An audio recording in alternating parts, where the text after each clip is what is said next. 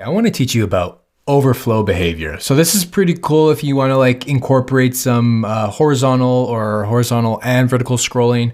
And I'm going to teach you how to do that really quickly. Now, overflow behavior essentially controls how your users interact with content that extends beyond a device's dimensions or within a frame's dimensions.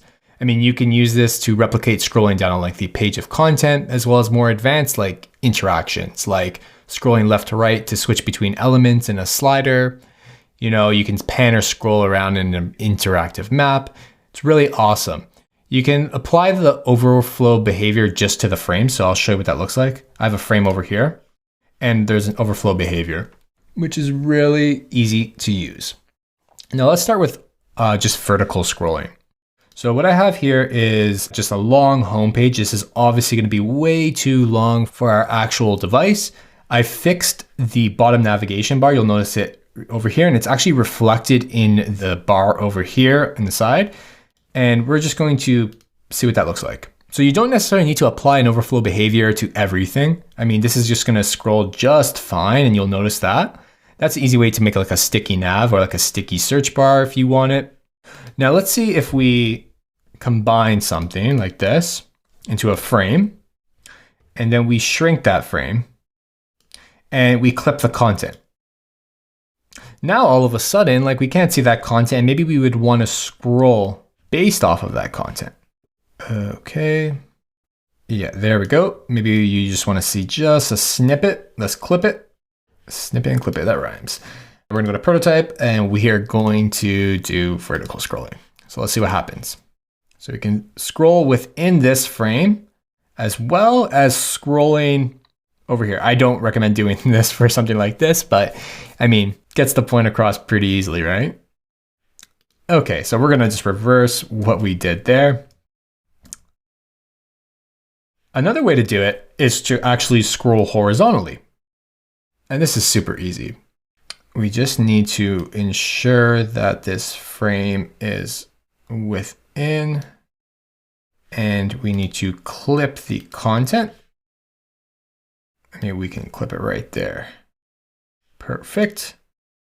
There we go. Now users can easily like swipe through.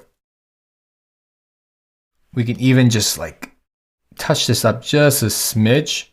If we go to our products inside this frame, so we have like 3, we can adjust the constraints so that way they don't move while we touch this frame.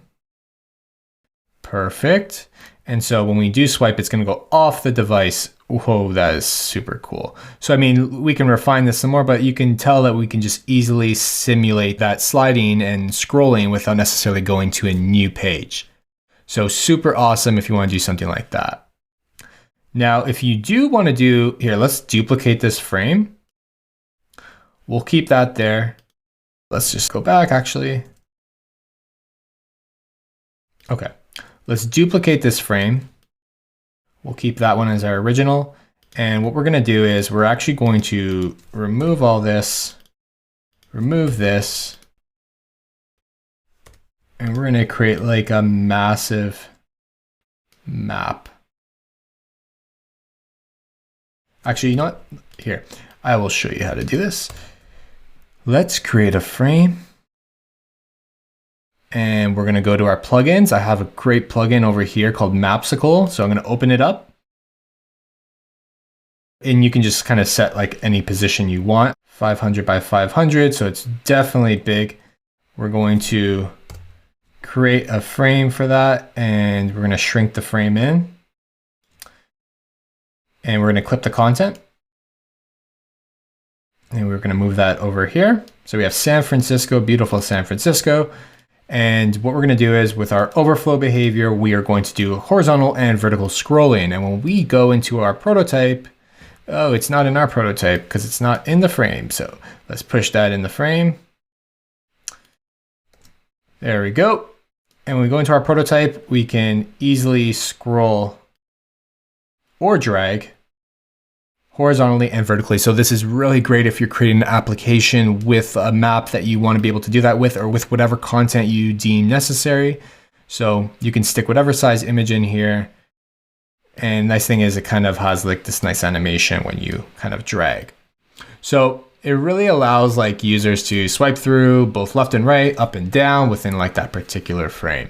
So go ahead, go out there and test these little things out. I know a lot of people like to do like horizontal scrolling, especially with images like over here and products. I mean, this is pretty cool. Kind of like you don't necessarily need to get into any animation in order to create like a pretty awesome prototype. So that's overflow behavior within Figma.